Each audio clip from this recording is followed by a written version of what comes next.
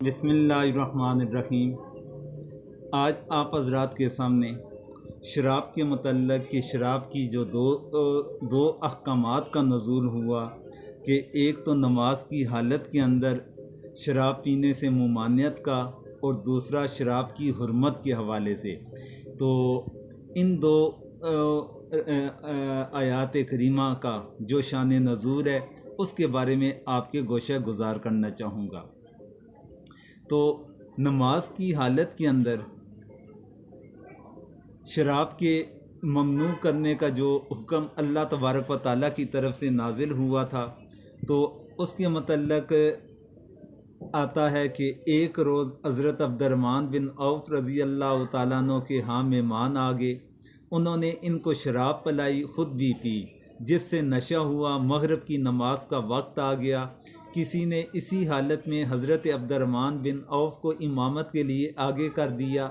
نماز میں سورۃ الکافرون یعنی قل یا ایھا الکافرون شروع کی اور اعبد ما تعبدون پڑھا، اور اخیر تک اسی طرح بغیر لا پڑھتے چلے گئے۔ اس پر یہ آیت نازل ہوئی، یا ایھا الذین آمنوا لا تقربوا الصلاۃ وانتم سکارى۔ تو یہ واقعہ مذکور ہے کہ جس وقت نماز کی حالت کے اندر اللہ تبارک و تعالیٰ نے شراب پینے سے منع فرمایا تھا، تو اس کا یہ شان نزول بنتا ہے، یہ واقعہ اس کا سبب بنتا ہے۔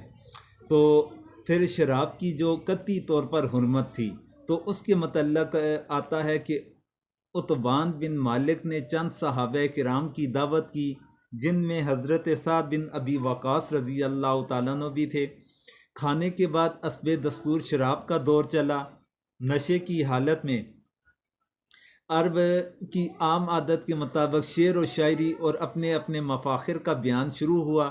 حضرت سعد بن ابی وقاص نے ایک قصیدہ پڑھا جس میں انصار مدینہ کی ہجو اور اپنی قوم کی مدح و ثنا تھی۔ اس پر ایک انصاری نوجوان کو غصہ آیا اور اس نے اونٹ کے جبڑے کی ہڈی حضرت سعد بن ابی وقاص رضی اللہ تعالیٰ عنہ کے سر پر دے ماری، جس سے ان کو شدید زخم آ گیا۔ حضرت سعد حضور اکرم صلی اللہ علیہ وسلم کی خدمت میں حاضر ہوئے اور اس انصاری جوان کی شکایت کی۔ اس وقت حضور نے دعا فرمائی کہ یا اللہ، شراب کے بارے میں ہمیں کوئی واضح بیان اور قانون عطا فرما دے۔ اس پر شراب کے متعلق تیسری آیت یعنی سورۃ مائدہ کی مفصل آیت کریمہ نازل ہوئی، جس میں شراب کو مطلقاً حرام قرار دے دیا گیا۔ ایک حدیث میں ارشاد فرمایا کہ شراب اور ایمان جمع نہیں ہو سکتے۔ یہ روایتیں نسائی کے اندر موجود ہیں۔ تو یہ تھا دو واقعات کے واقعات کہ شراب کی نماز کے اندر پڑھنے کی ممانعت اور شراب کی حرمت کے متعلق جو احکامات نازل ہوئے، اس کے سبب نزول یہ دو واقعات بنتے ہیں۔